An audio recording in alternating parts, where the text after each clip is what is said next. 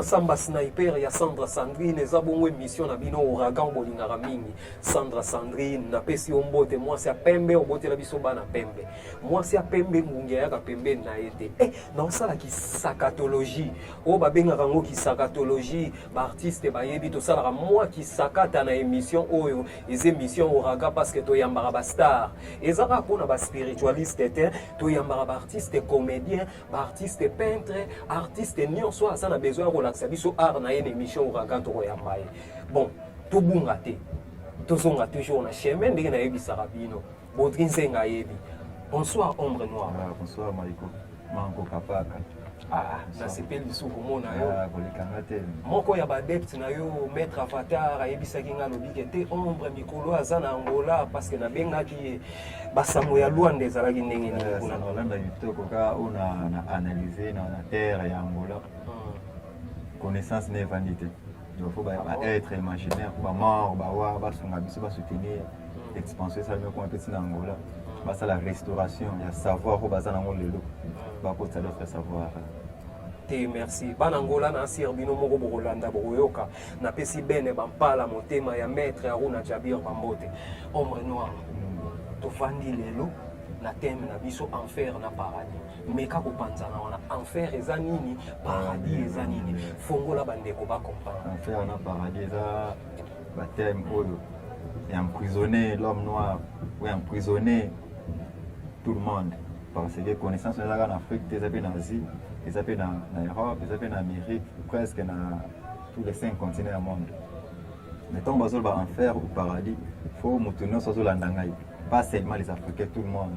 À comprendre que enfer c'est synonyme de souffrance, paradis c'est synonyme de bonheur, c'est notre principe de la croix.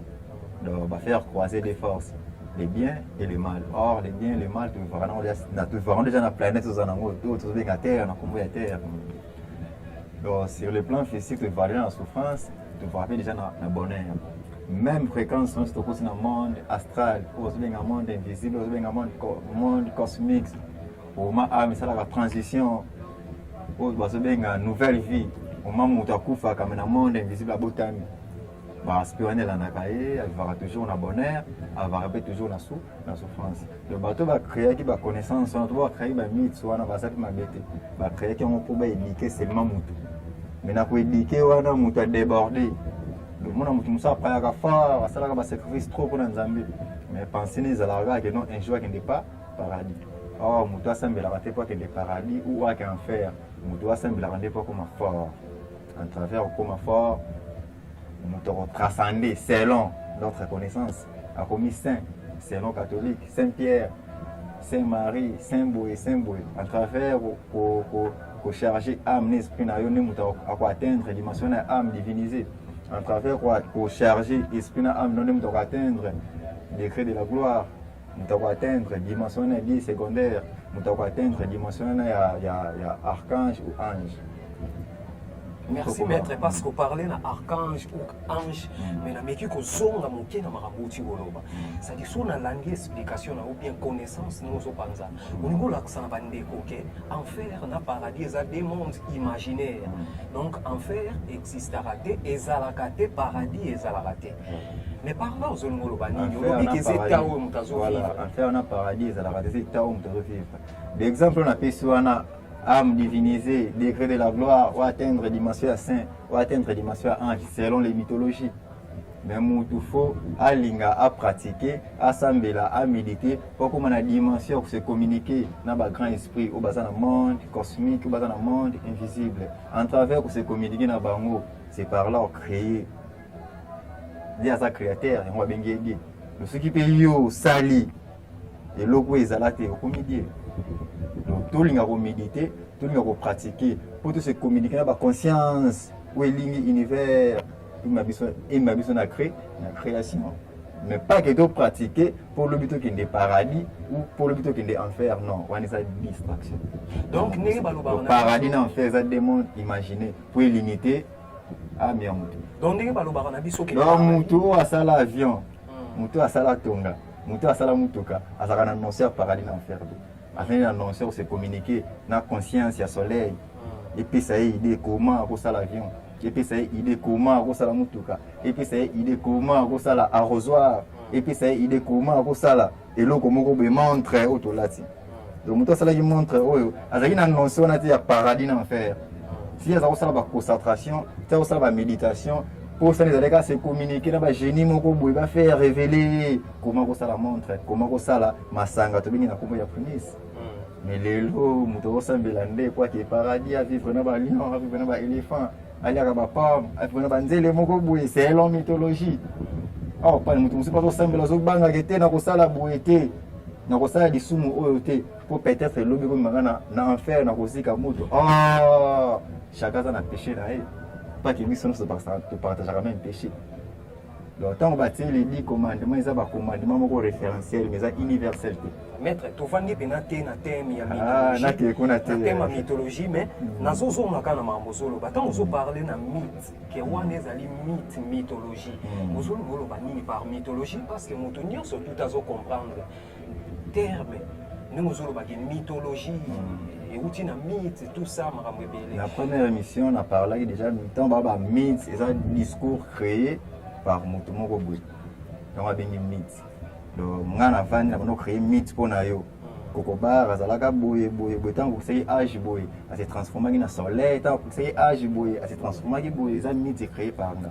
Tant que la mythologie, les ensembles, les idées, au bateau Bélé, Kanisi, Yansina Kanisi, Juma Kanisi, Charles Kanisi, Avatar Kanisi, Ben Kanisi, résumé par Kanisi, Wana, bien mythologie, soit mythologie égyptienne, ou égyptien Kanisaki, soit mythologie Congo, ou royaume Congo et Kanisaki, soit mythologie Yoruba, peuple Yoruba veut dire Sénégal, Bénin, Nigeria, peuple Wana.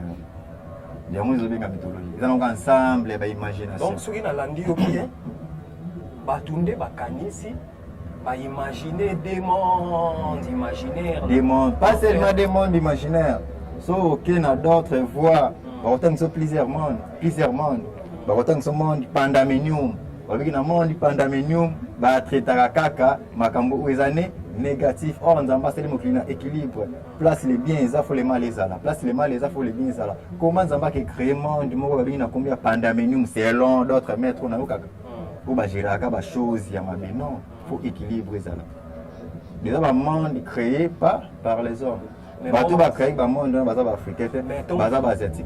Quand on parle de monde pandaminium, na lingi penza te to ko na sujet monde pandaminium to lobela ngo na be émission boya monde pandaminium ndenge to yoka na ba enseignement ya ba pasteur mosusu ba lobakete zali monde ya satana tout ceci kama molili ezali mais ndenge nyo ba na monde pandaminium donc to meka kozonga kaka na sujet to zala mo enfer na paradis. Voilà, non moni que na même sujet wana enfer na paradis, ya monde qui si naissance na démon na ange.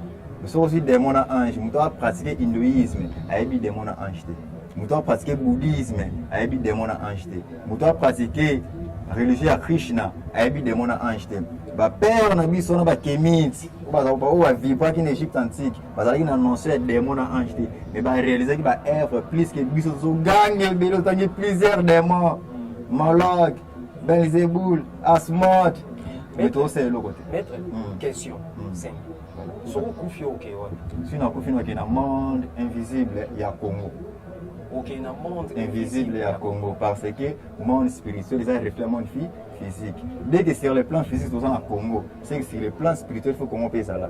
Dès que sur le plan physique, le monde est Kaboué dans le continent. C'est que sur le plan spirituel, le monde est Kaboué dans le continent. Deuxième possible, le long c'est réincarné.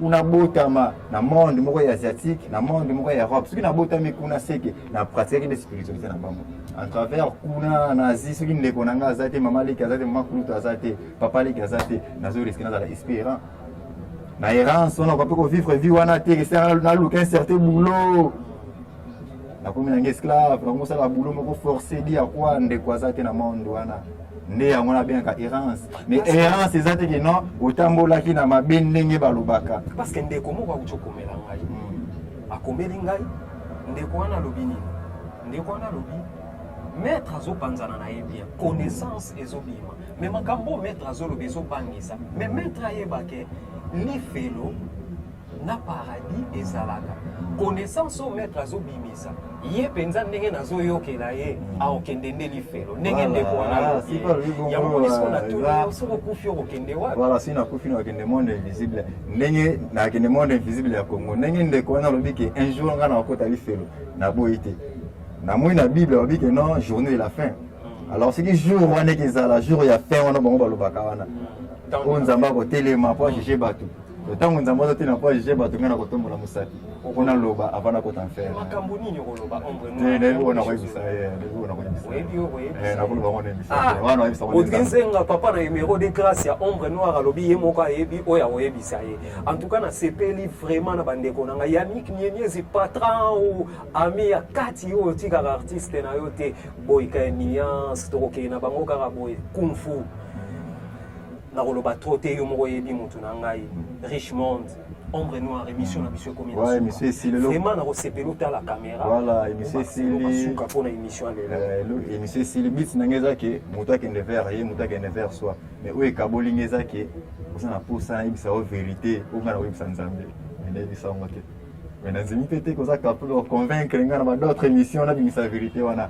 le vérité ne za réserver pour na ngai tangu nzamba ko kotanga faire ngana ko tombola musati nzamba ko mona doana ngako akommander certains anges qui nazomona mutu moko tombola musati pour permettre ya lo wana pesa légende tous mais ouais ça légende créé par non ça mythe créé par ngai ça mythe parce que paradis na faire ça la gâté alors les faits n'ont dit que paradis na faire ça la gâté peut-être na zomi kosa peut-être na kotaki na monde cosmique ba kosa ki ngai tant on a découvrir vraie vérité que non paradis na faire ezalaka na jugement wana nde na kotombola musapi mais na jugement wana o Bible enseigna o Coran enseigna o d'autres livres enseigna o na sokwana na moteur o bominga makasi lelo mais jugement wana pesa na mythologie wala pe mythe kaka voilà créé par les hommes c'est que jugement wana pe o ka limiter yo les na moteur possible les jugements et la circonstances o mutazo vivre bon voilà tant ba ibio jugement ya mwana nzelo lingaka mingi aboyi yo jugement ya mwana